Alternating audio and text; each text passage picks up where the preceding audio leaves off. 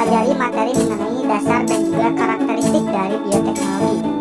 Nah, di materi ketiga ini kita akan mempelajari materi tentang sejarah dan perkembangan dari bioteknologi. Oke, langsung saja mari kita belajar. Nah, dalam suatu bidang ilmu pengetahuan, umumnya pasti terdapat tokoh-tokoh penting yang berperan besar di dalam perkembangan ilmu tersebut. Contohnya ada Gregory G. Mendel.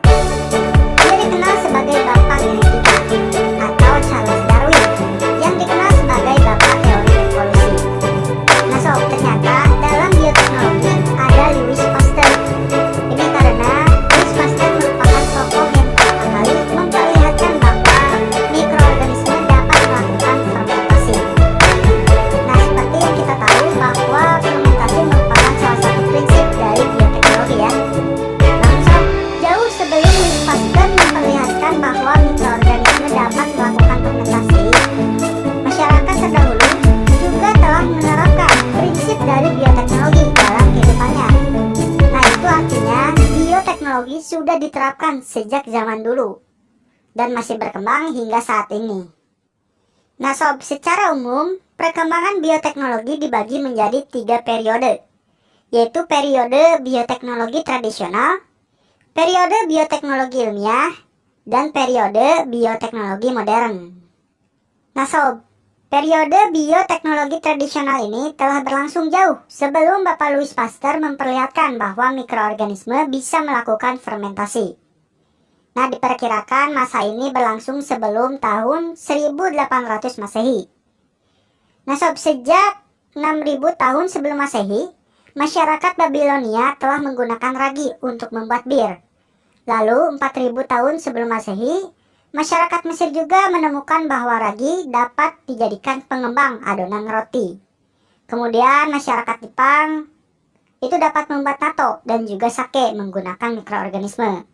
Terus masyarakat Cina, mereka dapat membuat supu dan kecap menggunakan mikroorganisme. Bahkan di Indonesia juga, masyarakat terdahulu dapat membuat tapai, tempe, sampai oncom menggunakan mikroorganisme juga sob.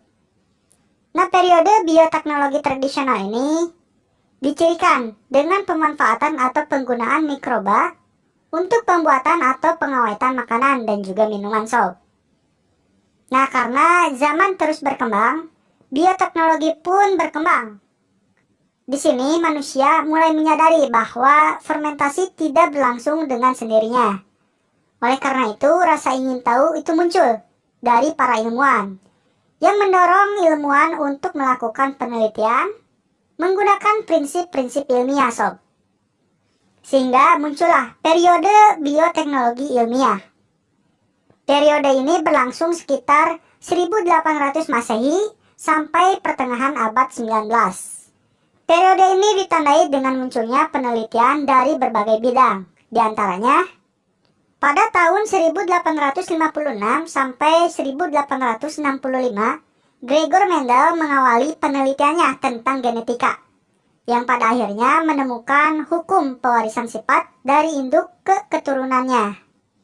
Pada tahun 1860 sampai 1870-an ditemukan mikroba dalam makanan dan juga minuman oleh Louis Pasteur, yang dimana merupakan awal perkembangan di bidang mikrobiologi.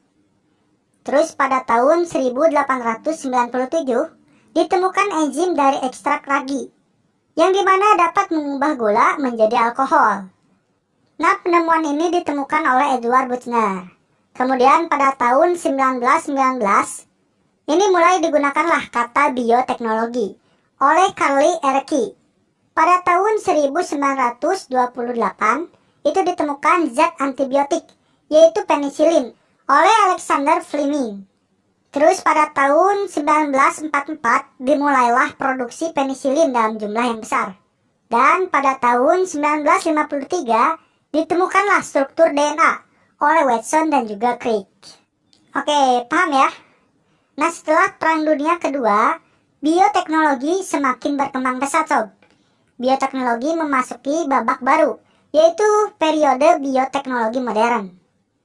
Nah, periode bioteknologi modern ini berkembang atas hasil penelitian ilmiah dan upaya untuk menghasilkan produk secara efektif dan juga efisien. Periode bioteknologi modern ini diawali dengan perkembangan pesat di bidang genetika sob. Pada tahun 1970, Doxius da Boyer menemukan adanya enzim endonukleus retriksi. Nah, adanya enzim ini memungkinkan kita untuk memotong dan juga menyisipkan DNA, yang dimana saat ini kita kenal dengan teknik DNA rekombinan. Terus pada tahun 1976 dihasilkan antibodi monoklonal. Kemudian pada tahun 1982 diproduksi hormon insulin menggunakan teknik rekayasa genetika. Kemudian pada tahun 1990 sampai 2003, proyek genom manusia atau Human Genome Project itu dimulai dan juga berhasil dilakukan, hingga genom manusia dapat dipetakan secara utuh sob. Nah terus hingga saat ini bioteknologi masih terus berkembang sob. Nah jadi itu ya gambaran singkat sejarah bioteknologi dari dulu hingga saat ini. Nah mungkin hanya itu ya pemaparan materi di video pembelajaran kali ini. Semoga apa yang saya sampaikan bisa dicerna, berfungsi, dan hidup buat Sobat Biota semua. Jangan lupa tonton dan pelajari materi selanjutnya serta video pembelajaran lainnya. Jadi see you next video sob.